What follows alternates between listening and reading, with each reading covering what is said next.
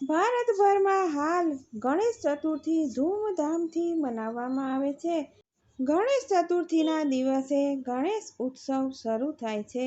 એવામાં લોકો ગાજા વાજા સાથે ગણપતિ બાપ્પાનું સ્વાગત કરે છે અને ગણપતિના જય જયકાર લગાવે છે અને બધા સૌ કોઈ નાના મોટા બોલે છે, ગણપતિ બાપ્પા મોરયા. આજે આપણે જાણીશું કે આ મોરયાની પાછળની શું કહાની છે, શું કથા છે. ખાલી ગણપતિ બાપ્પાને જ આપણે ગણપતિ બાપ્પા મોરયા શા માટે કહીએ છીએ? ફક્ત ગણેશજીને શા માટે મોરયા કહેવામાં આવે છે? તેના પાછળની એક રોચક કથા છે. આવો એ કથા સાંભળીએ. જય શ્રી કૃષ્ણ મિત્રો, સ્વાગત છે તમારું મારી ચેનલ સ્નેહ સાગરમાં. જો આ ગણપતિ બાપ્પા મોરયાની કથા આપ સર્વને પસંદ આવી હોય તો લાઈક, શેર અને સબસ્ક્રાઈબ કરી બેલ આઇકોન હિટ કરજો. ગણેશ ચતુર્થીનો તહેવાર આખા ભારતમાં ધૂમધામથી મનાવવામાં આવે છે અને એટલે જ આ ગણેશ ઉત્સવનો આગાસ શરૂ થઈ જાય છે. ગણેશ ચતુર્થીના દિવસે લોકો પૂરી શ્રદ્ધાભાવથી ગણપતિ બાપ્પાનું સ્વાગત કરે છે અને સાથે જ નિયમિત રૂપથી પૂજા અર્ચના આરતી કરે છે અને ગણેશજીના જય જયકાર કરે છે. આપણે હંમેશા સાંભળ્યું હશે કે સૌ કોઈ બોલે છે, ગણપતિ બાપ્પા મોરયા. આવું બોલવા પાછળની એક રોચક કથા છે.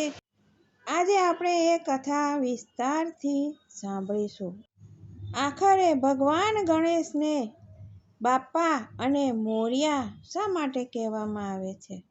આની પાછળની એક રોચક કથા છે જે લગભગ 600 વર્ષ પહેલાં મહારાષ્ટ્રમાં ચીચવાડ ગામમાં એક ભગવાન ગણેશના ભક્ત હતા જેમને નામ મોરયા ગોસાવી નામથી તે ઓળખાતા હતા. માન્યતા છે કે મોરયા ગોસાવી ગણપતિજીના અંશ હતા અને તેમનો જન્મ ઈસવીસન 1375માં થયો હતો આશરે, અને એમના પિતા વામન ભટ્ટ અને માતા પાર્વતી ભગવાન ગણેશના તેઓ પણ ખૂબ જ મોટા ભક્ત હતા. એવી માન્યતા છે કે ગણપતિજીએ એમના ભક્તિથી પ્રસન્ન થઈને તેમના ઘરે જન્મ લેવાનું વરદાન આપ્યું હતું. માનવામાં આવે છે કે નાનપણથી જ મોરયા ગોસાવી ભગવાન ગણેશમાં ભક્તિમાં લીન રહેતા હતા અને ગણેશ ચતુર્થી પર ચીંચવાડથી 95 કિલોમીટર દૂર ચાલીને મયુરેશ્વર મંદિરના દર્શન કરવા માટે જતા હતા. ભગવાન ગણેશની સવારી મયુર પર મતલબ મોર ઉપર, જેને કારણે તેમને મયુરેશ્વરના નામથી પણ ઓળખવામાં આવે છે. તેઓ 117 વર્ષ સુધી લગાતાર મોરયા ગોસાવી દર્શન કરવા માટે મયુરેશ્વર જતા હતા. જ્યારે તેઓ ઘરડા થઈ ગયા ત્યારે તેમનાથી મયુરેશ્વર મંદિર જવાનું ખૂબ જ મુશ્કેલ બની ગયું હતું. એવામાં એક દિવસ ભગવાન ગણેશે તેમને સ્વપ્નમાં દેખાઈને તેમને કહ્યું કે તમારે હવે મંદિર જવાની જરૂર નથી. કાલના દિવસે જ્યારે તમે સ્નાન કરીને કુંડમાંથી બહાર આવશો ત્યારે હું તમને તમારી સામે દેખાઈશ. અને સ્વપ્ન બીજા દિવસે સાચું થયું. જ્યારે મોરયા ગોસાવી કુંડમાંથી સ્નાન કરીને બહાર નીકળે છે ત્યારે ગણપતિજીની નાની પ્રતિમા તેમને જોવા મળે છે અને બિલકુલ એવી જ હતી જેવી તેમને સ્વપ્નમાં જોઈ હતી.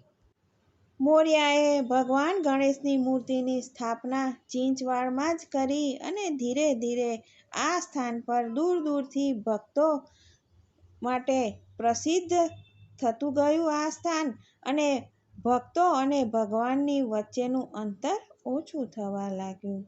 ત્યારે લોકો પણ ગણપતિ બાપ્પાના જય જયકાર લગાવવાના શરૂ કરે છે.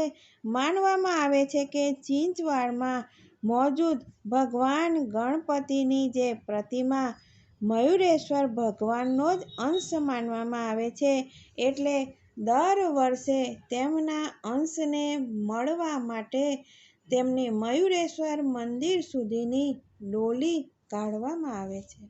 આમ ગણપતિજીના પરમ ભક્ત મોરિયા ગોસાવીને કારણે ગણેશજી ગણપતિ બાપ્પા મોરિયા તરીકે ઓળખાયા. જય શ્રી કૃષ્ણ.